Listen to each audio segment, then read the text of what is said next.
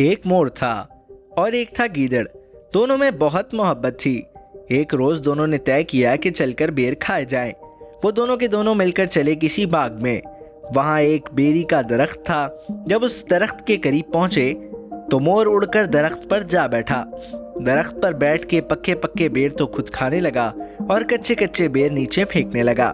گیدڑ نے کہا، دوست یا تو مجھے بھی پکے بیر دے، نہیں تو جب تو نیچے اترے گا میں تجھے کھا جاؤں گا۔ مور نے اس کی ایک نہ سنی اور بیر کھاتا رہا۔ جب مور کا پیٹ بھر گیا تو وہ نیچے اترا۔ گیدڑ نے اسے دبوچ کر چیر پھاڑ کر کھا لیا۔ گیدڑ جب مور کو کھا کے آگے چلا تو اس نے دیکھا کہ ایک بڑھیا بیٹھی اپلے چن رہی تھی۔ وہ اس کے پاس گیا اور اس سے کہا، پکے پکے بیر کھائے، اپنا دوست مور کھایا، تجھے کھاؤں تو پیٹ بھرے۔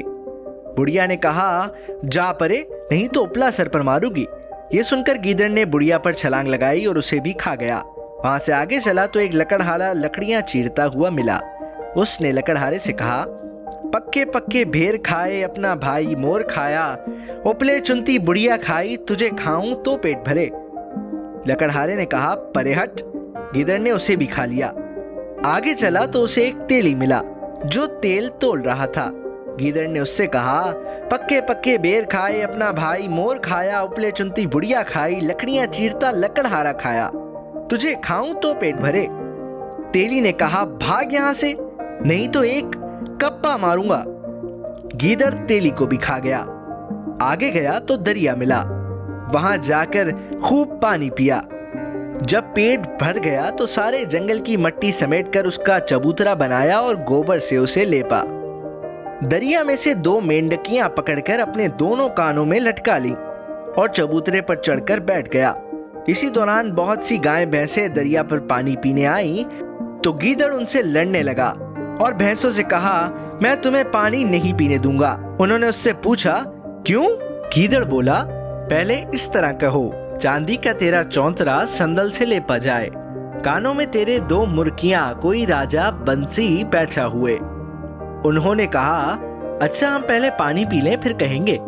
جب گائیں بھینسیں پانی پی چکی تو گیدڑ نے کہا، اب کہو۔ تو انہوں نے کہا، مٹی کا تیرا چونترا گوبر سے لیپا جائے، کانوں میں تیرے 2 مینڈکیاں، کوئی گیدڑ بیٹھا ہوئے۔ گیدڑ نے جو یہ سنا تو اسے بہت غصہ آیا اور وہ بھینسوں سے لڑنے لگا۔ تو پیارے بچوں، اس کہانی سے ہمیں یہ سبق ملتا ہے کہ آپ کے سامنے کوئی بھی بات ہو یا آپ کو کسی چیز کے بارے میں بیان کرنے کا کہا جائے تو جو سچ ہے اسے ہی بیان کریں، اس کے علاوہ کوئی چیز حقیقت نہیں ہے۔ ملتے ہیں ایک اور دلچسپ کہانی کے ساتھ، تب تک کے لیے خدا حافظ۔